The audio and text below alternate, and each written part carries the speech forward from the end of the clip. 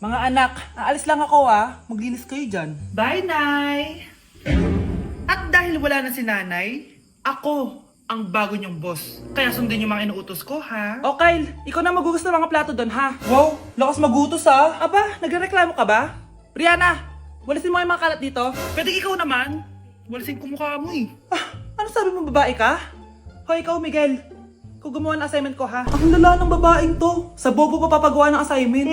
Matutulog lang ako Dapat pagkagising ko, tapos na lahat yan Nakakainis si ate. Sobrang tamad na. Dami pang inuutos. Ano magagawa natin? Favorite kasi ni nanay yan Isumbong na natin niya kay nanay. Hindi pwede inaalipin niya tayo ng ganito. Anong isusumbong ha? Akala niyo hindi ko kayo naririnig? Magtrabaho kayo doon! Tama na ate! Sawang-sawa na kami! Puro kautos! Malinaw naman sa inyo, di ba? Na pag wala si nanay, ako ang boss. Sinong boss? Ha? Wala nay. Actually, kakatapos ko lang maglinis ng bahay, Luh, sinungaling. Scarlett, wag mo na ako lokohin. Hindi naman talaga ako umalis dito. Sinisigurado ko lang kung naglilinis talaga kayo lahat. At tama nga yung sinasabi ng mga kapatid mo. Na para kang boss umasta dito sa bahay. Anay. Mga anak, kayo na bahala sa ate nyo. Utusan nyo ng utusan yan. Ate, ikaw na magugas ng mga plato dun. Eto na. Pagkatapos mo dyan ate, maglaba ka ha? Oo, sige. Pagkatapos mo maglaba, gawin mo yung project ko ha? Sige boss. Lahat ng utos nyo gagawin ko. Baby, away tayo. O ano anak, puro bebe time na lang? Di ba may exam ka pa bukas? Opo, Nay. Try mo kaya mag-review para di ka puro bagsak. Diyos ko. Sige, Nay. Challenge accepted. Makaka-perfect ako sa exam bukas. Sino nagsabing hindi ko kaya mag-review? Baka Scarlett to.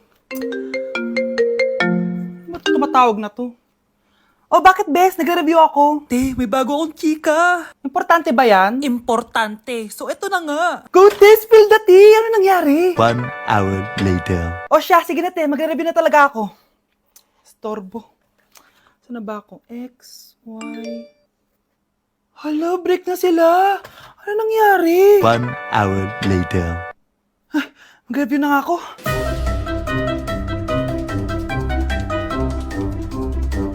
Good morning, anak! Anak, bakit ganyan tsura mo? Hanay, nag-review ako buong gabi. Akala ko puro numbers lang yung math. Bakit may X and Y? Di bale, anak, gamitin mo tong Radiance Glow Pure Blossom Elixirs ng YOU. Meron tong toner essence at illuminating serum. Ano naman yun, Nay? Ano to?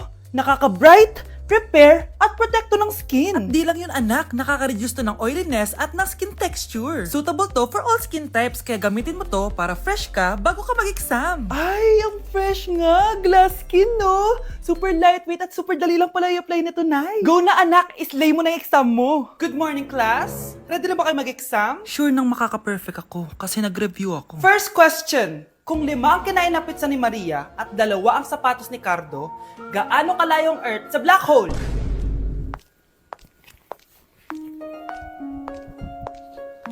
Hindi man lumabas ang mga nireview ko. Ang importante, maganda ako.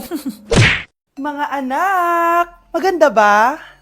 Mawawala ako ng 3 araw Nay, kailangan ba talaga tumuloy doon? Importante yun anak. Minsan lang ikasal yung kumare ko, no? Tsaka sa Cebu siya gagawin, di ba? Shala. Basta, Nay, mag-ingat ka, ha? Oo naman, anak. Huwag ka mag-alala. Siya, naalis na ako. Mga kapatid mo,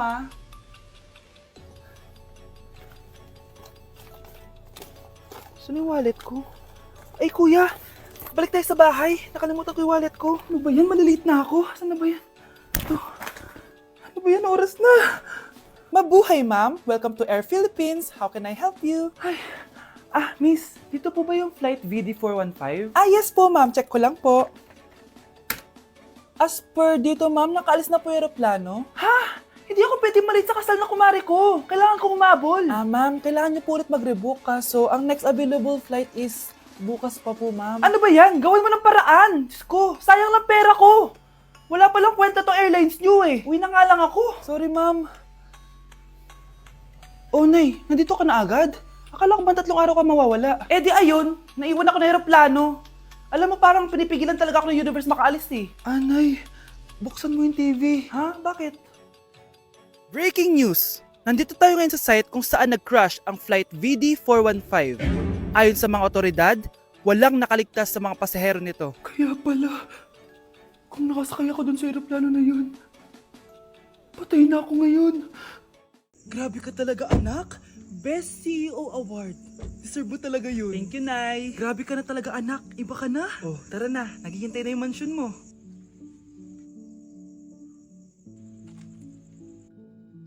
Hoy, ikaw. Wala ka mararating sa buhay. Alam mo kung bakit? Kasi mahirap lang pamilya mo. Ang malas mo naman, pinanganak ka mahirap. Akala mo ba makakaahon kayo sa kahirapan sa pag-aaral mo? Sa panaginip mo. Kaya kung ako sa'yo, mag-drop ka na. Kasi wala ka naman mararating.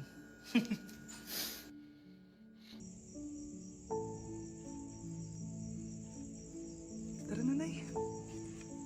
Hi guys! So samahan nyo kami, pupunta tayo ng Bacolod. So ayan, nakadating na kami at pagdating nga namin, sobrang lakas ng hangin, grabe. Sa airport pa lang, ramdam ko na yung saya ng Mascara Festival. Kaya lalo ako na-excite. Hala, may paganto pa ang Horizon Management. Parang artista talaga, char. Dahil kilala sa chicken inasal ang Bacolod, abay syempre kailangan natin tikman agad yan. At grabe, bagong luto tong piyaya na to, kaya sobrang lambot ng loob niya guys. First day pa lang, ang dami na namin napuntahan. Gaya ng San Sebastian Cathedral at dito sa The Ruins, grabe, parang ibang bansa yung feels dito. Must visit talaga to guys. Pagkatapos nga namin gumala, nag-crave yung mga kasama namin ng seafood. Grabe, ang sasarap dito, promise.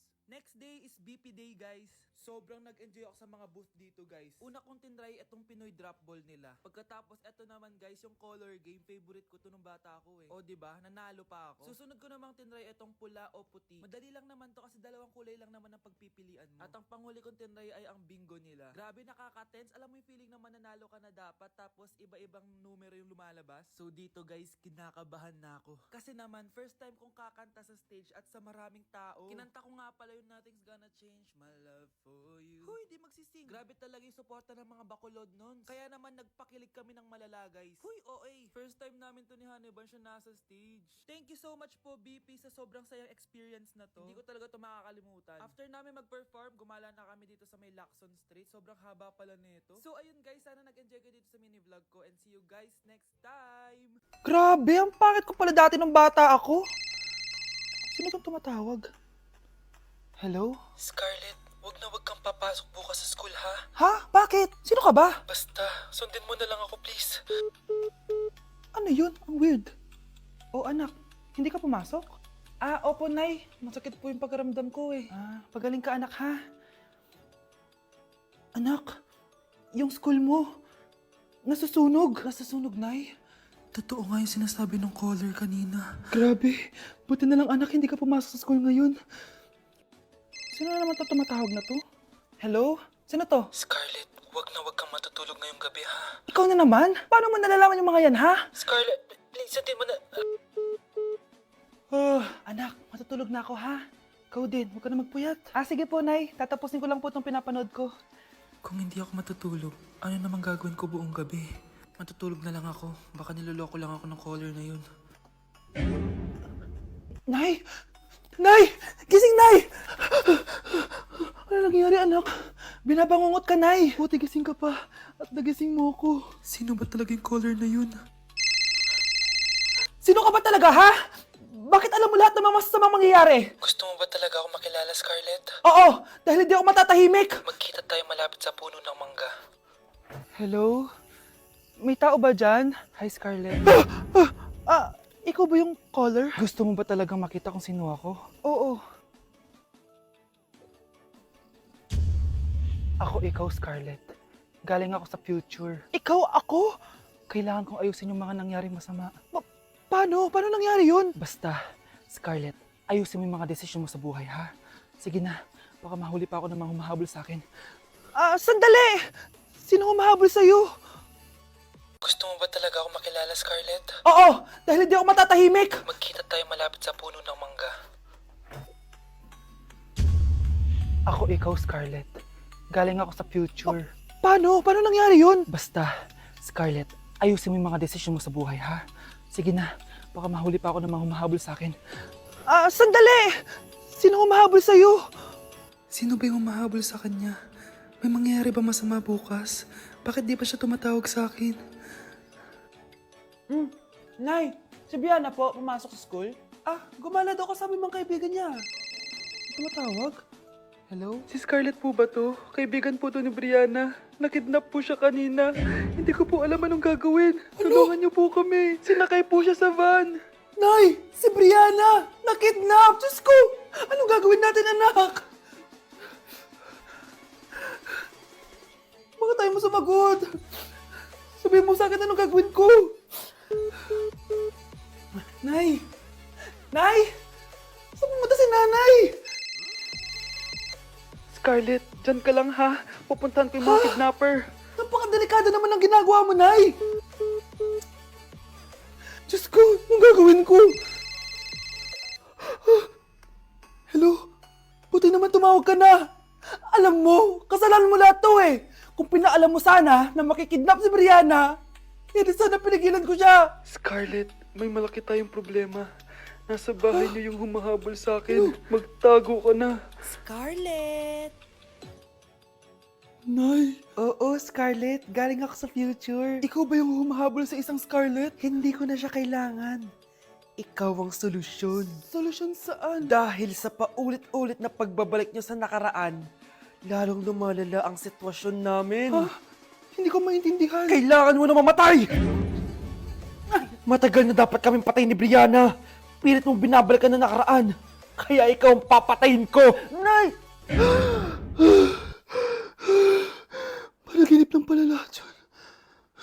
Oo anak, okay ka lang? Si ate kasi panay puyat kaya ganyan siya eh. Nay, Brianna, buhay kayo? Oo, ate. Buhay kami.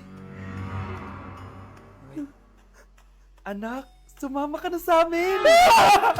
Sumama kayo sa akin!